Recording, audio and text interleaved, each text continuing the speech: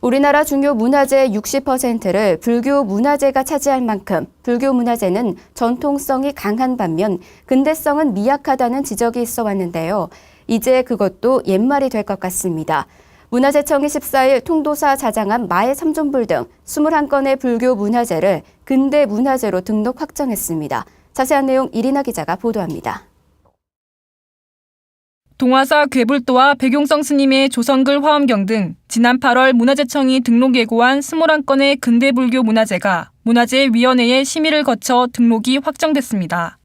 문화재청이 이번에 등록 확정한 근대문화재는 서재필, 진료가운 등 총 33건으로 이 중 70%가 불교 문화재입니다. 2001년 근대문화유산 보존관리를 위한 등록문화재 제도가 시행된 이후 불교 관련 문화재가 9건에 불과했던 점을 감안하면 이례적이라고도 볼 수 있을 만큼 많은 수입니다.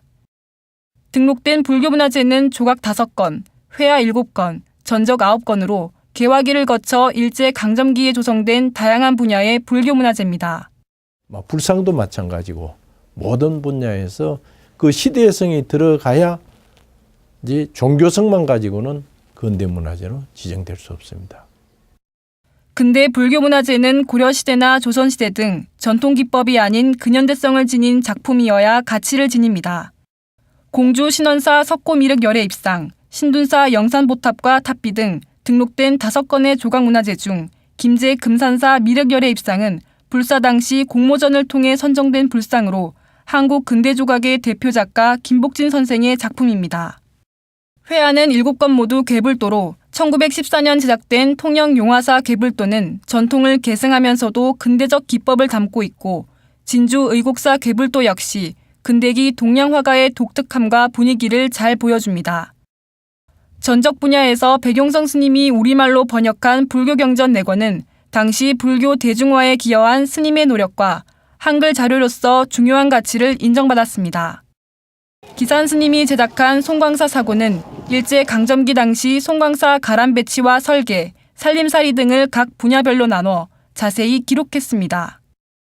이외에도 이번 5차 근대문화재 분과회의는 2건의 불교문화재를 추가로 지정 예고했습니다.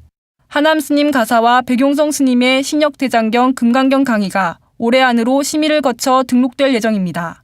만약에 이 근대문화재를 등록하지 않게 되면은 앞으로 시간이 지난 후에는 이 근대문화재 등록된 문화재 안에서 국보보물이 나옵니다.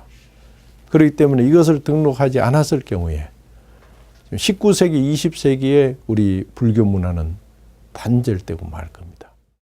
등록이 확정된 불교 문화재 21건을 합치면 종교 관련 문화재는 모두 80건으로 이 중 불교와 개신교가 각 30건으로 가장 많고 카톨릭이 24건, 유교 등이 17건 순이 될 것으로 보입니다. 오랜 역사를 자랑하는 전통문화재에 비해 비교적 소홀했던 근대불교 문화재에 대한 지속적인 관심과 보존이 필요해 보입니다. BTN 뉴스 이리나입니다.